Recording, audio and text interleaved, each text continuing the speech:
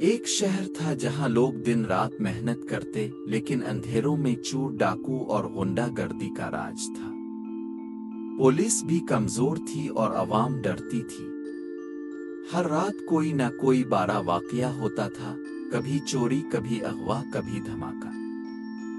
لیکن ایک رات اچانک شہر کے آسمان پر ایک روشنی چمکی۔ اس روشنی کے بیچ ایک آدمی نظر آیا جو انسان سے تیز بھاگ سکتا تھا۔ اس کی آنکھوں سے بجلی نکلتی تھی اور ہاتھوں میں لوہا توڑنے کی طاقت تھی۔ شہر والوں کے اندر ایک امید کی کرن جاگی اور ان سب نے اسے نام دیا نور۔ نور اصل میں ایک عام لڑکا تھا، ایک یتیم بچہ جو لائبریری میں دن رات کتابیں پڑھتا رہتا تھا۔ اس کے اندر انصاف کا جذبہ تھا۔ ایک دن شہر کی سائنس لیبارٹری میں ایک بڑا دھماکہ ہوا جس میں وہ بچہ بھی پھنس گیا۔ اس دھماکے کی وجہ سے اس کے خون میں ایک عجیب توانائی شامل ہو گئی، روشنی کی طاقت۔ جب نور کو سمجھ آیا کہ اس کے پاس غیر معمولی قوتیں ہیں تو اس نے فیصلہ کیا کہ وہ اپنی زندگی اپنے لیے نہیں بلکہ لوگوں کے لیے جیے گا۔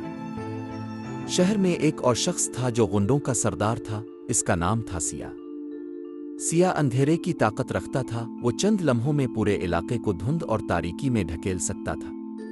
لوگ اس کے سامنے کچھ بھی نہیں کر پاتے تھے۔ نور اور سیاہ کے درمیان جنگ شروع ہوئی۔ جب بھی نور شہر کو بچاتا، سیاہ نئے منصوبے بناتا۔ ایک دن سیاہ نے شہر کی معصوم بچیوں کو اغوا کر لیا اور دھمکی دی کہ اگر اسے شہر کی حکومت نہ دی گئی تو وہ سب کو قتل کر دے گا۔ نور سمجھ گیا کہ یہ اس کی سب سے بڑی لڑائی ہوگی۔ اس نے شہر والوں کو حوصلہ دیا اور کہا، میں اندھیرے کو ہرانے آیا ہوں۔ جب تک روشنی زندہ ہے، اندھیرا جیت نہیں سکتا۔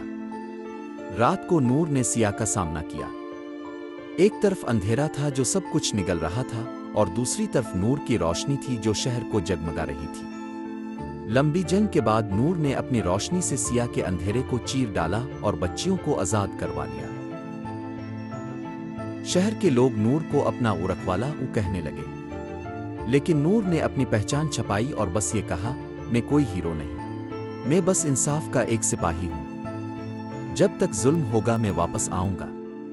اور پھر وہ روشنی کی لہر بن کر غائب ہو گیا۔